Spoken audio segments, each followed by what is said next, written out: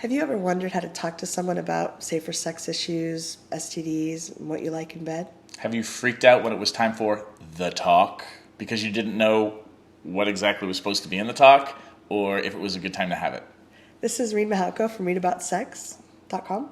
And this is Cathy Vartuli from theintimacydojo.com. And he has an amazing elevator speech for safer sex that works really well, and it's actually kind of fun. It's been fun to do. So basically the idea is a lot of people stumble on the safer sex conversation or don't initiate it because they don't know what to say or how to get it all out. And then what we end up doing is we end up waiting for the other person to make the move and initiate the conversation. Sometimes it never comes. Like, the longer you wait, the more awkward it is to talk about it. Yeah, because most people don't know how to have the conversation, so no one initiates it. And then, like, you're in the middle of the sex, and then you're like, I should really be talking to this person about safer sex. And it just gets worse and worse and worse.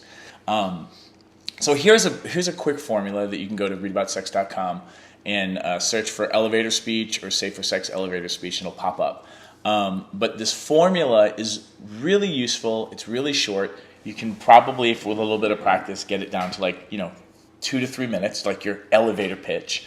But the most important thing, aside from initiating the conversation, is it's a huge tool for assessing where the other person is in their world, like how well they can speak about their likes and dislikes around sex, what their status is. So it gives you tons of information.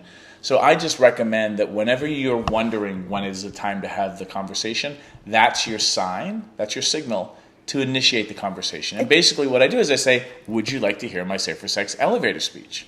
Yes, please. Yes. Well, so we have this.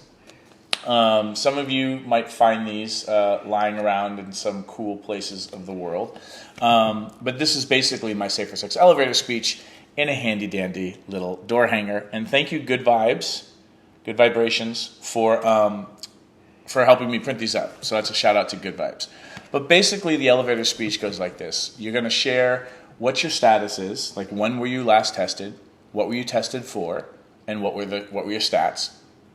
Then you're going to share whatever your relationship agreements are, what your relationship status is, and then throw in any information that you think is important for the other person to know.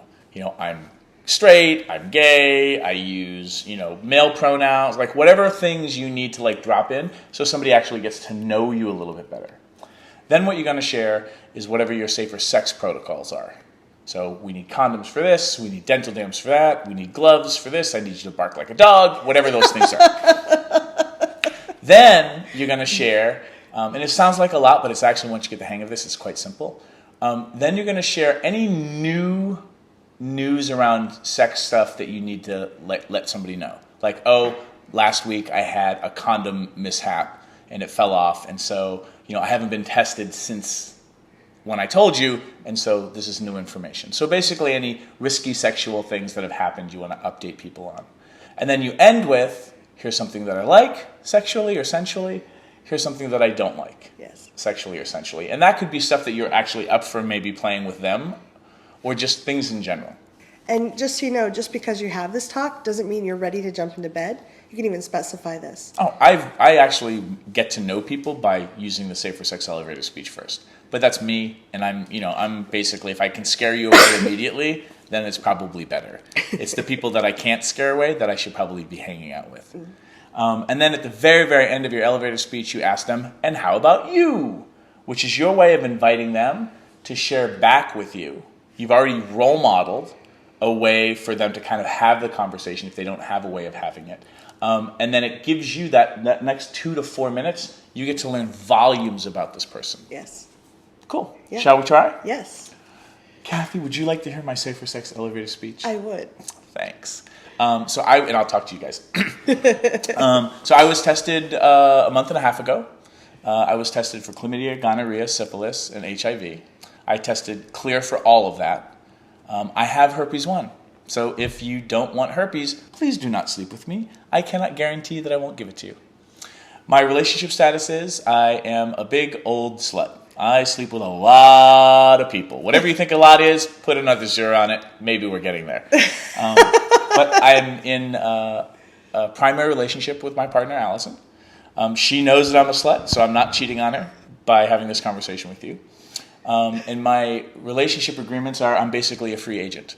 As long as I'm playing safe, I can do whatever I want, and the people that I'm lovers with, they're okay with that.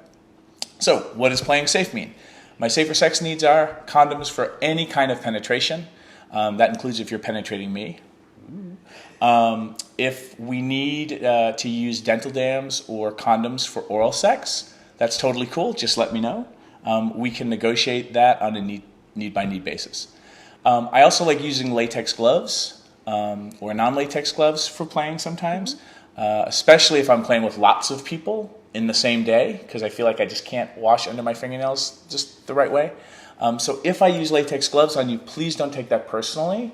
And I have some friends that are so into latex gloves, if you snap one, they're like Pavlovian dogs. They just get horny. So latex can be good sometimes. There's no sex mishaps or anything I need to update you on. Something I love making out, love taking showers with people, and I actually love strap-on play as well. Something I don't like, do not tickle me, do not smack me.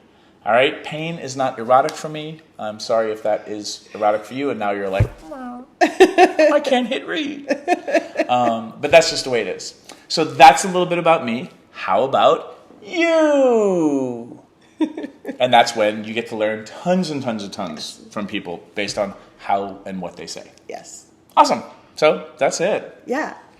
Thanks for listening, and it can make a really big difference in your relationship if you're talking about this or potential relationships.